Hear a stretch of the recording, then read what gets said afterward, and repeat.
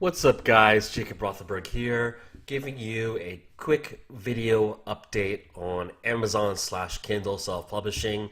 If you didn't already know, I've talked about this several times before. I have a new system out called the Elite Keyword Mastermind.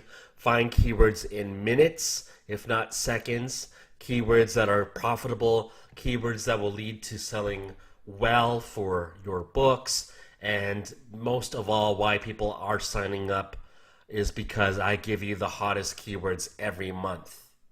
Okay? And for today, I actually found the most popular keyword to date in terms of sales rankings. It's not popular per se by the market, but it has the best sales rankings of any keyword I've found, and it's relatively inexpensive to produce a book for it, so just about anyone can do it. It's something that I think you could probably spend as little as, to be conservative, $200 or less. Just put your book entry in and make some money back. So it's so easy, and people are already committing to doing the keyword. People realize it was a great idea, and I actually have to blur out the comments since they're discussing it. But yeah, things are going really well in my mastermind.